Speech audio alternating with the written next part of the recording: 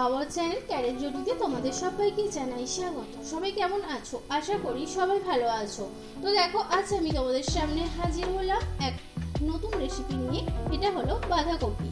শীতের দিনে বাঁধাকপি অ্যাভেলেবেল বাজারে, তোমরাও চাইলে কম দামে কিনে নিয়ে আসতে পারো আর বানিয়ে নিতে পারো এরকম দারুণ একটা মজার রেসিপি।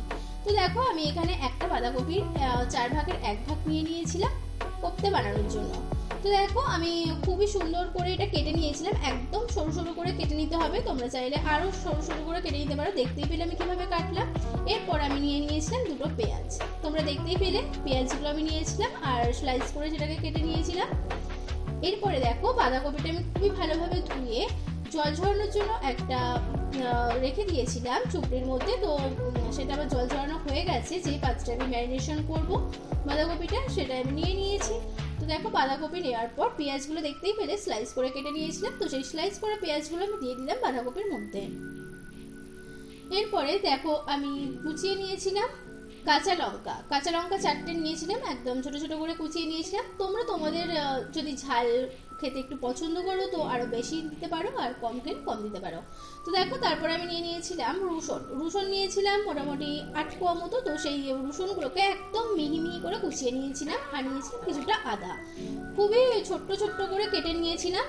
আর তোমরা চাইলে পেস্ট করে নিতে পারো, কিন্তু আমি এখানে পেস্ট করিনি, কারণ কোপ্তাটা ভাজার সময় যখন এটা খাওয়া হবে গরম গরম, আর মুখের মধ্যে কিছুটা আদা কুচো রসুন কুচো পড়লে অসাধারণ লাগে খেতে।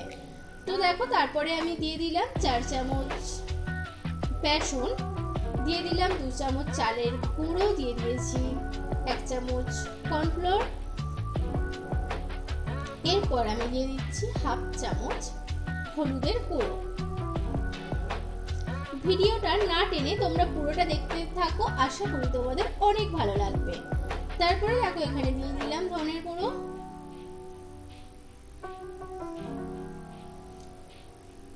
তারপর আমি এখানে দিয়ে দেব চিকেন 65 মশলা। হ্যাঁ, চিকেন 65 মশলা কোপ্তার মধ্যে দিলে অনেক বেশি টেস্টি হয় আর অনেক সুন্দর খেতে লাগে।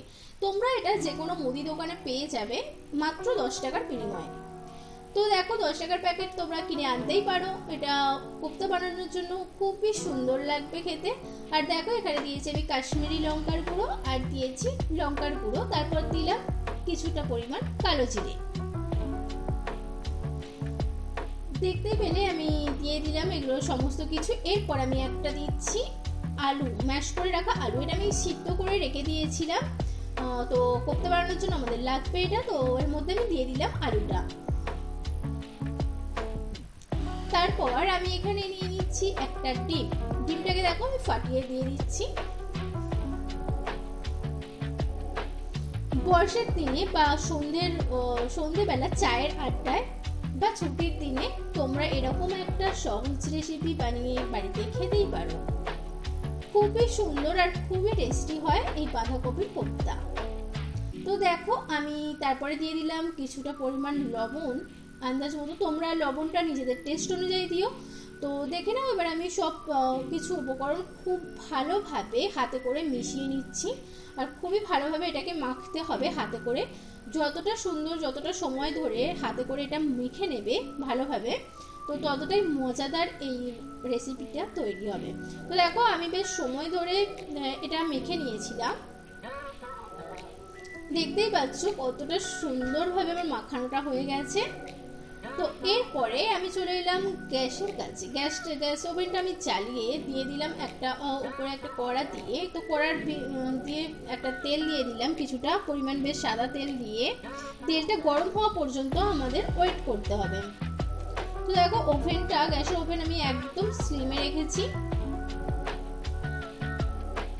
তো এটা ভাজার সময় একদম গ্যাসের ফ্লেম আস্তে দিয়ে এটা ভেজে নিতে হবে, কারণ এটা গ্যাসের ফ্লেমটা আস্তে দিয়ে রাখলে পুরো ভিতর পর্যন্ত খুব ভালোভাবে আমাদের কোপ্তাটা তৈরি হয়ে যাবে। তো তখন দেখবে খেতেও খুবই সুন্দর হয়েছে। তো দেখো, এইভাবে ভেজে নিতে হবে।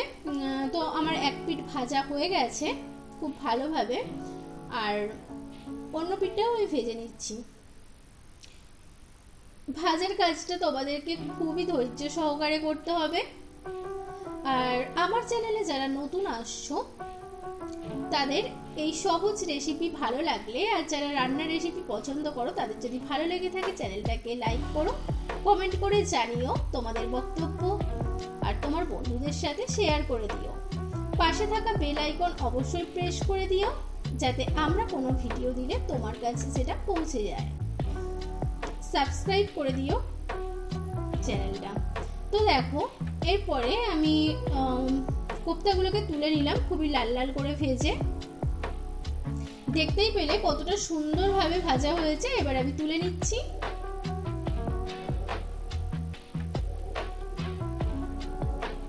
দেখো দেখেছো কতটা সুন্দর আর কতটা লোভনীয় তৈরি হয়েছে, আর খুবই তাড়াতাড়ি এটা হয়ে যায়। দেখো কতটা ক্রিস্পি হয়েছে, আমি ভেঙে দেখিয়ে দিচ্ছি। গরম গরম কোফতা আর সাথে নিয়ে নেবে একটু সস, জাস্ট দারুণ লাগবে খেতে।